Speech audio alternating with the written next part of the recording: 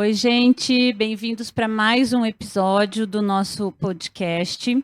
Meu nome é Paula Fetbeck, eu sou ginecologista com ênfase em reprodução assistida e nós resolvemos lançar esse canal para a gente conversar sobre vários assuntos que são importantes principalmente para a vida, para o bem-estar e para a saúde da mulher.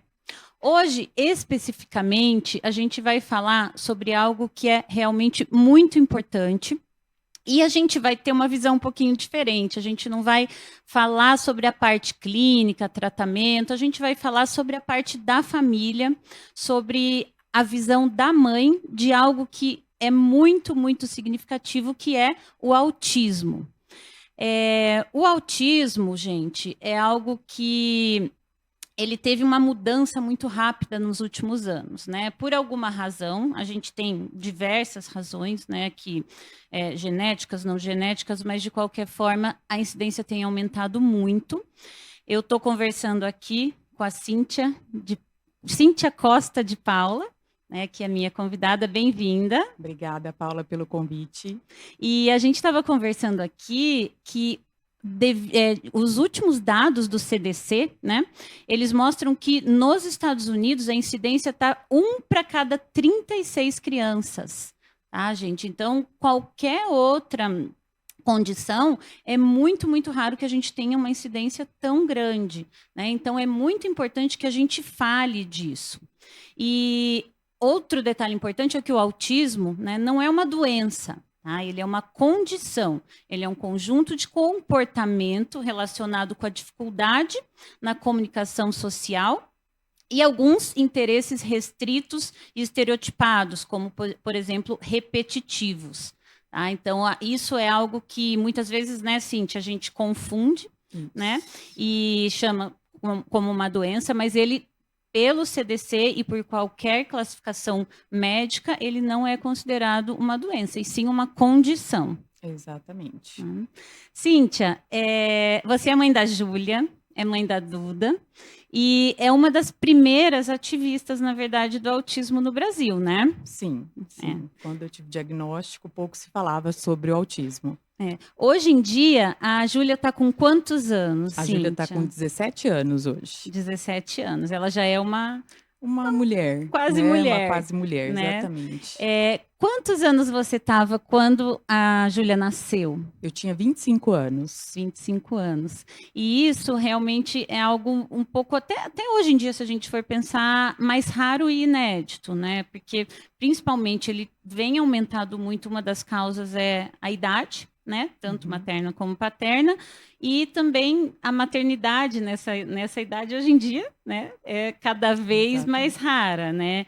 Então é muito diferente, a gente estava falando, né, gente, como você encara e como você lida, né, quando tem 20 anos com uma situação e quando você tem 30, 40, né, e assim por diante. Muda muito. Até a forma de olhar, né, a vida e como a gente vai encarar, eu acho que tudo muda.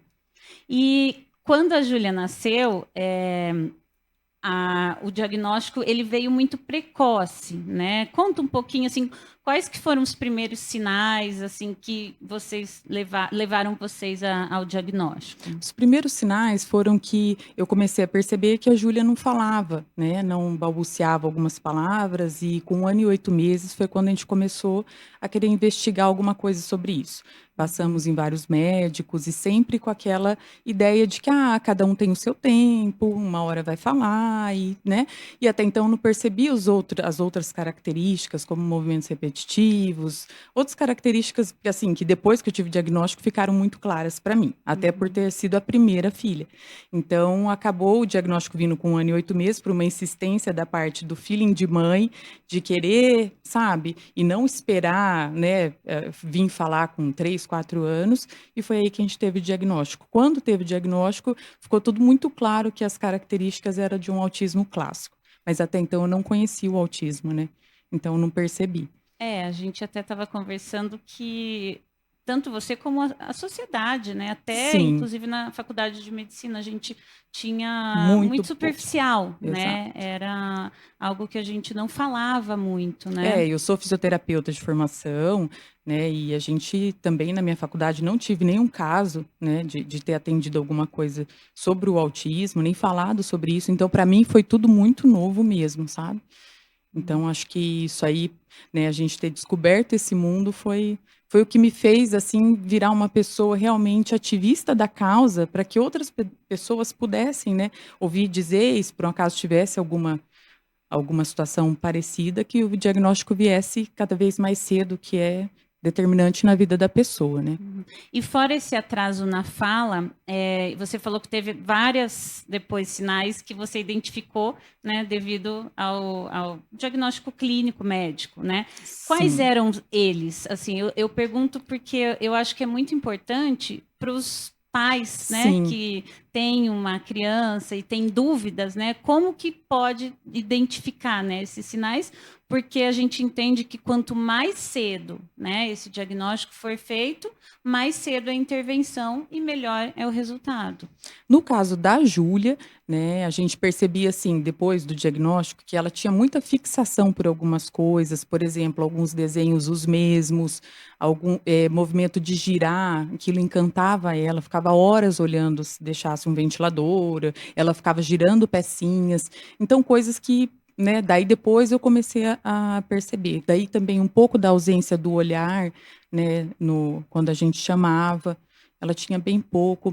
Mas lógico que o autismo é um espectro, então assim, cada um tem uma característica, né, não são todos iguais, então até por isso que chama espectro do autismo, né, então a dela foi mais ou menos isso. Então, de uma maneira geral, eu acho que isso que depois ficou muito claro que aquele jeito de brincar, aquele jeito, né, de pouco olhar, né, de atenção compartilhada, aquilo lá realmente não era comum, né, porque para mim a princípio era.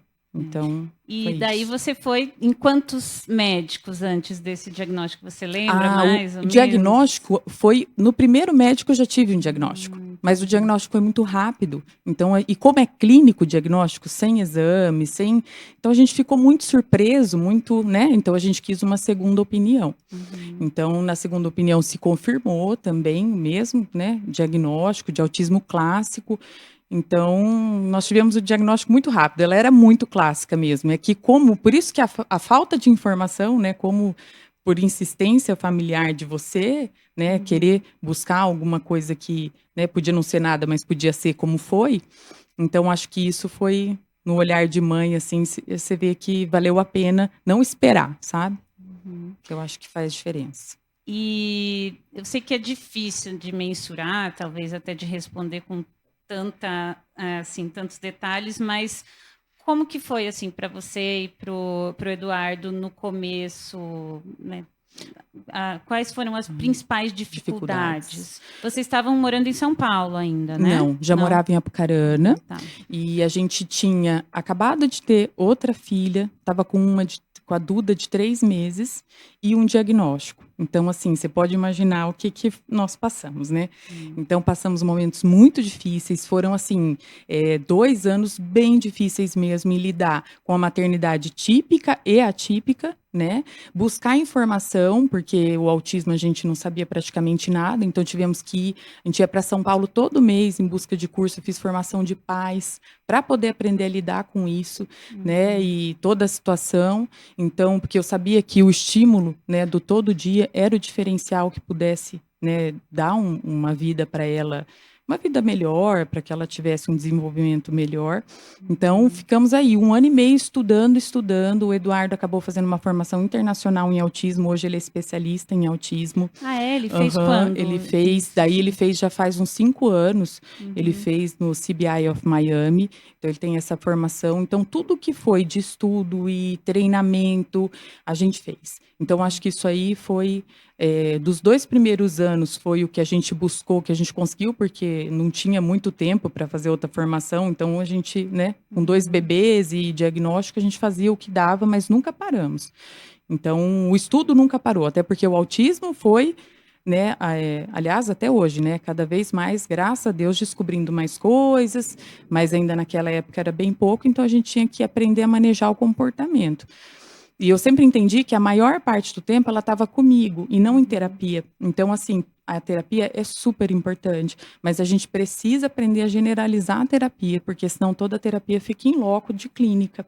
Então, acaba não sendo o que vai levar para o dia a dia. Por Acho que isso que são os foi pais, né, os os cuidadores, quem vai cuidadores estar em em casa casa também tem que tem ter que um ter esse treinamento. aprendizado, né? Exatamente, E tem. você achou, assim, em São Paulo, Em esse São Paulo. aprendizado, que aquela época Naquela era época, muito não, difícil muito aqui, difícil. né? A gente buscou na nossa cidade profissionais da equipe multidisciplinar, fono, psicóloga, TO, tudo a gente buscou, mas ninguém tinha essa especialidade ou tinha lidado com isso na época. Então, assim, a gente não tinha. O que a gente tinha eram profissionais com muita boa vontade de querer aprender sobre isso. Então, nós tivemos que buscar em São Paulo, né, uma equipe que tivesse essa experiência para poder nos ensinar, tanto na escola, então foi equipe na escola, equipe em casa, equipe com os profissionais, todo mundo passou por treinamento.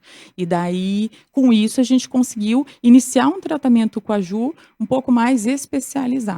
Mas a gente acaba sendo sempre assim um pouco pioneiro. Por exemplo, agora a gente na adolescência que acabou de passar, a gente também não tinha profissionais para atender A a adolescente, né? adolescentes. Então, assim, a gente acaba sempre sendo pioneiros na fase que nós estamos passando. Então, nós passamos uma adolescência bem difícil, bem complicada, né? Porque o adolescente típico já é uma fase muito complicada. Então, vocês podem imaginar, né, a dificuldade de quem tem uma dificuldade de se expressar, que é o caso do autismo. Então, assim, se no adolescente típico já é difícil a gente conseguir a expressão deles, do que eles sentem, do que então, você imagina no atípico. Então, foi outro desafio para nós, né? A questão da adolescência. Imagina, a gente que tem filho adolescente já é aquela Aham, já é dificuldade, né? difícil, já é Então, pois difícil. as mudanças hormonais, né? Todas Aham, as características, elas são exatamente as mesmas, mas com uma exato. dificuldade ainda maior de você conseguir entrar no universo do Porque eu acho adolescente, assim né? que a maior dificuldade, Paula, desde o começo foi diferenciar o que era a Júlia do autismo. Porque a Júlia tem uma personalidade, a Júlia é uma pessoa. Então, assim, você sempre está na dúvida se aquele comportamento é da pessoa que ela é ou se é do autismo, que a gente precisa contornar e tratar e modificar. Porque cada um tem a sua personalidade, cada um tem o seu jeito, uns mais fáceis, outros mais difíceis, né? Uns mais geniosos.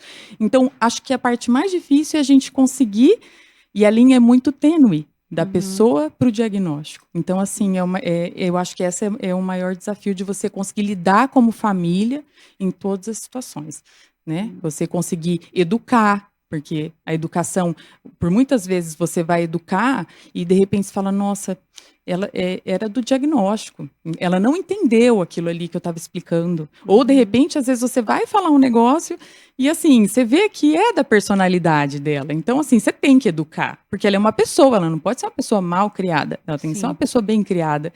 Então, acho que essa é a maior dificuldade como família, assim, na questão do autismo. Mas junto com isso, não vem só dificuldades, vem muitas glórias, vitórias, né? Alegrias, Né? exatamente. Porque é uma joia, eu falo, a gente recebeu uma joia, como todo ser humano que recebe um filho típico ou atípico, recebe uma joia bruta. E aquela joia a gente tem que lapidar, independente de diagnóstico ou se o filho é típico. Então, faz parte da família, dos pais, a lapidação dos filhos. Então, eu acho que com isso a gente aprende, tão quanto a gente ensina. Eu acho, às vezes, até mais. A gente aprende com eles mais do que a gente ensina, né? Então, acho que isso que vem no lado familiar. É o nosso crescimento como pessoa, né? Como família, a união da família, que também é outra parte difícil, também está todo mundo em sintonia em busca de um melhor para os filhos, né? Porque é uma fase, são fases difíceis que você passa e que tem que superar, né? O relacionamento do Do casal, né? O casal, relacionamento com os exatamente. avós, né? Tudo. Todo mundo Com precisa com a com a irmã, irmã. né? Como que foi, assim, você falou, a Júlia com a Duda e logo ela já tinha nascido, né?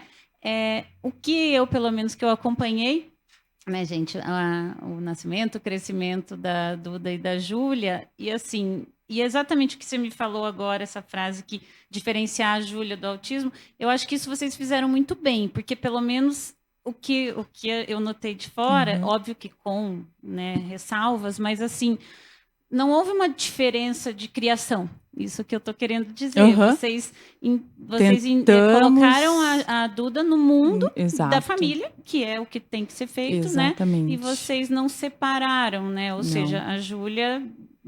Não, do contexto... De irmã, né? Não, a gente sempre procurou colocar as duas no mesmo contexto, até porque o contexto da Duda é esse contexto, né? E o da Júlia é também o contexto da Duda, e a gente tenta também inserir a Júlia no mundo comum, típico, né?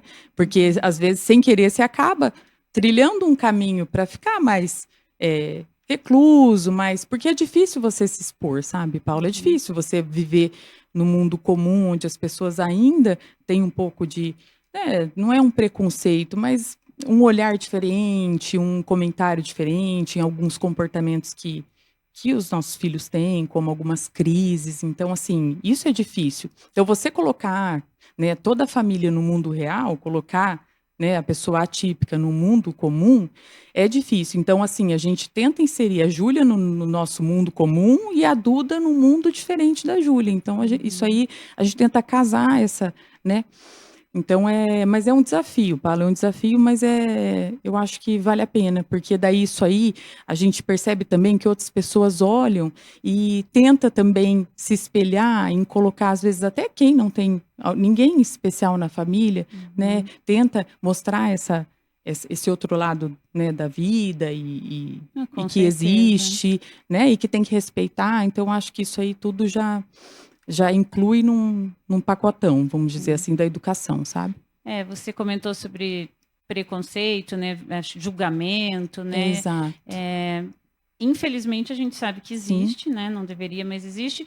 E algumas das situações mais difíceis que você teve, por exemplo, da Júlia na escola, ou, assim, em outras situações sociais, quais foram, assim, as piores dificuldades? As situações mais difíceis são, sem dúvida, quando ela tinha, né, que agora, graças a Deus, não é comum, né, mas pode acontecer, mas muitas crises em ambientes públicos, que não foi uma vez, nem duas, foram várias. Então, quem é pai e mãe de pessoa com autismo sabe, né, do que eu estou falando. Então, essas são as situações mais difíceis, porque a primeira impressão é que, né, a criança está tendo uma birra, fazendo uma birra, e nós somos pais permissivos daquela situação, que tenta contornar, sabe assim? E não imagina tudo aquilo que acontece. Agora, graças a Deus, com a conscientização do autismo que vem tendo, então as pessoas, quando olham alguém tendo uma crise, já não pensa tanto que é uma crise de mãe ou de birra, sim né? Então, as piores situações que eu passei foram em ambientes públicos, shoppings, viagens, aeroporto, mercado, coisas do dia a dia que, de repente, por algum motivo sensorial, desenvolveu uma crise. E é tudo muito imperceptível, porque, às vezes, o que a gente não percebe, para eles, né, às vezes um cheiro, um som, uma sensação de uma roupa, um toque, aquilo desenvolve uma crise, né? E não importa onde está. E eles tentam se reorganizar naquela crise, né? Então, acho que essas são as situações mais difíceis, é crise em público. Né? E no começo, nos primeiros 10 anos, pelo menos, até pela raridade, exatamente, né? Isso muitas. Então, foi a fase complicado. mais difícil. Os primeiros 10 anos, em relação a isso, foram as mais difíceis. Porque é difícil, até não é só no ambiente público, até em casa, das pessoas entenderem que, né, é assim, a gente não é permissivo, a gente realmente está tentando contornar uma situação para que ela não piore. Então, Então, você tem que, assim, nós pais temos que, assim, contornar não só o autismo, mas contornar o mundo em relação ao autismo, sabe? A compreensão. É o tempo todo contornando situações. Lógico que a gente erra, né? E acerta, então, né? Mas a tentativa sempre a gente tenta fazer o melhor por eles, o que vai, né? E com isso eu acho assim, sempre quando tem amor no que se faz, no fim dá certo. Eu acho que sempre dá. Independente de Independente, qualquer porque errar nós vamos errar e, né, até como pais típicos vamos errar também, porque eu sou mãe típica também. Então, assim, erros e acertos, mas sempre quando tem amor, não acho que o errado não cabe, sabe? Não cabe. E você foi uma das pioneiras na divulgação do autismo no Sim. Paraná, em Apucarana, transformou o azul, né, na Sim, sim. cidade. Como que foi, assim, isso? Ai, Como você... surgiu assim, da ideia, primeiro de querer falar sobre o autismo, que quando eu tive o diagnóstico, parecia que eu era a única no mundo que tinha uma pessoa com autismo em casa, sabe? Porque eu não conhecia ninguém, ninguém. Nunca tinha visto, nunca nada. Então eu pensei, mas deve existir, porque se é para um a cada 166, que era na época quando a Júlia nasceu, eu falei, onde que eles estão? Né? Cadê as mães para a gente conversar, né? Quem se entende. E daí eu resolvi expor a minha vida, expor a minha família, e eu vi que no mundo tinha o trabalho de conscientização do autismo, que os maiores monumentos do mundo eram iluminados de azul. Azul é a cor do autismo, até pela prevalência ser mais em meninos, né? Então, assim, por isso que foi a cor do autismo azul. Aí eu resolvi iluminar, nós temos a catedral na minha cidade, eu resolvi iluminar para chamar a atenção das pessoas. Lógico que isso não foi uma tarefa fácil, né? Eu tive que ter apoio de empresas, de pessoas, amigos que, né, vestiram a camisa comigo para falar sobre isso. Nunca tive um não de ninguém, né? Tanto financeiro quanto a questão de trabalho, de mão na massa mesmo para fazer acontecer. Então, graças a Deus, eu sempre fui acompanhada de pessoas que gostam de mim, da minha família, sabe? E daí a gente acabou desenvolvendo isso por 7 anos. A hora que eu percebi que aí todo ano a gente iluminava a nossa cidade, fazia palestras e falava sobre as escolas todas, eu pedia para vestir azul, então era lindo o movimento na cidade.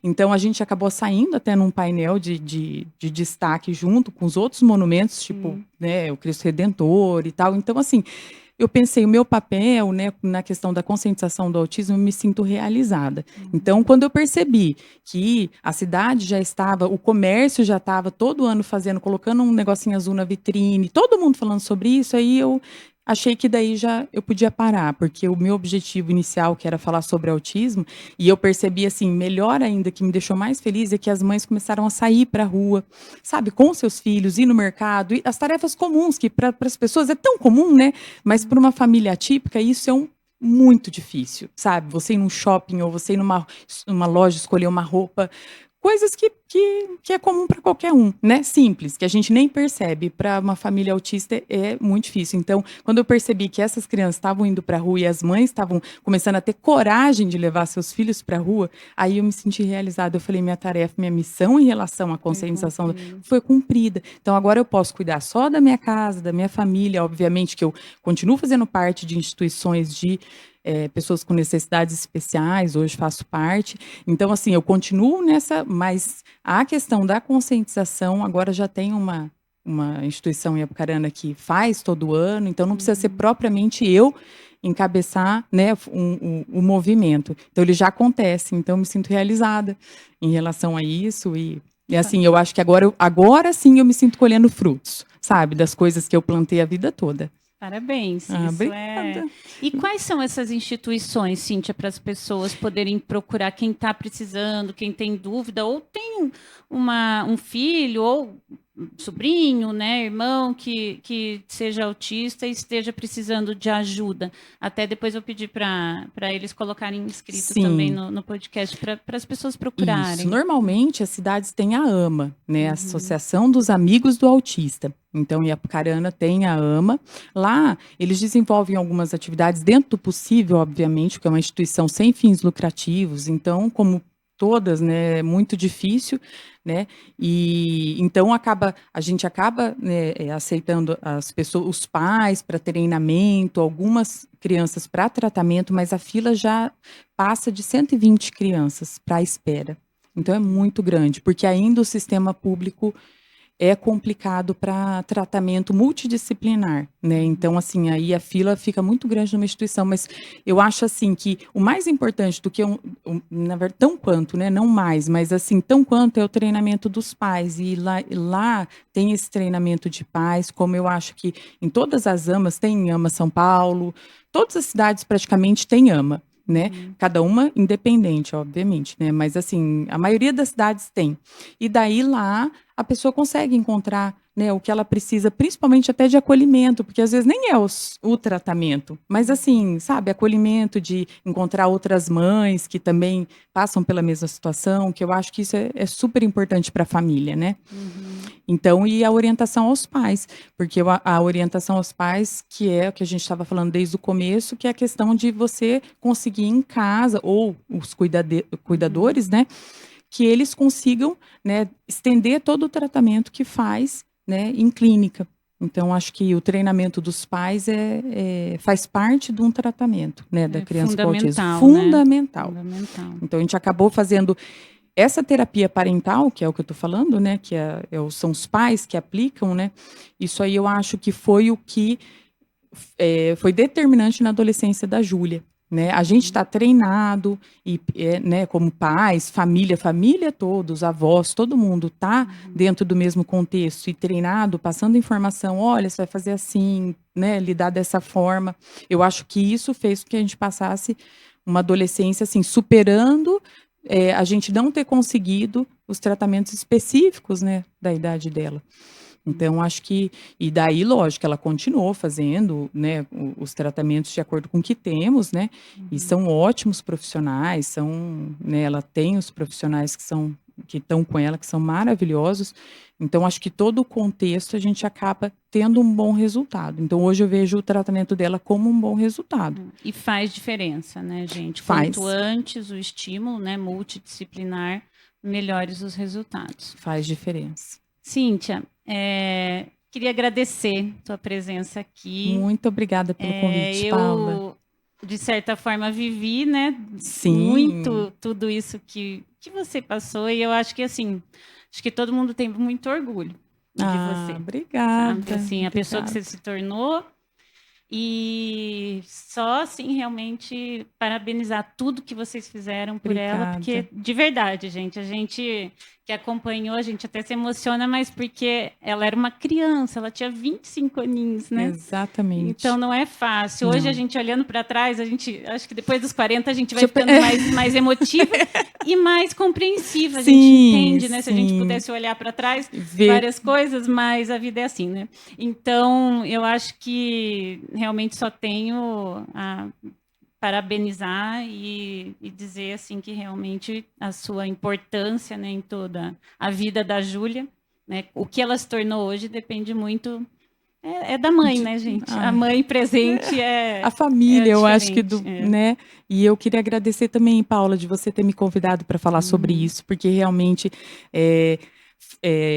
olhar para a família, normalmente se olha sempre só para os filhos, né? Então, assim, e a gente também, né, nós somos atípicos, então a gente também entra no contexto, sabe? Você, desde, né, de sempre, você sempre perguntou de mim, e para mim isso, nossa, por várias vezes já falei isso, né, para o meu marido e para todo mundo que a gente conversa sobre você, que assim, você sempre se preocupou comigo, perguntou como eu estava, né, porque normalmente a gente sempre é que nem mãe de bebê. Mãe de bebê não existe, entendeu? Mãe presente. Não é. Exato. Então, assim, eu sentia que eu existia de uma certa forma, de perguntar se estava tudo certo, se precisava de alguma coisa, nesse sentido. Então, eu agradeço toda a sua preocupação desde, né, das crianças pequenininhas e até hoje, né? Que você é essa minha comadre maravilhosa do coração. Obrigada pelo convite, Paula, de estar aqui, tá? Obrigada mesmo por falar sobre o autismo. Gente, obrigada por assistirem. Daí vai estar aí todas as informações aí da Cíntia. E até a próxima.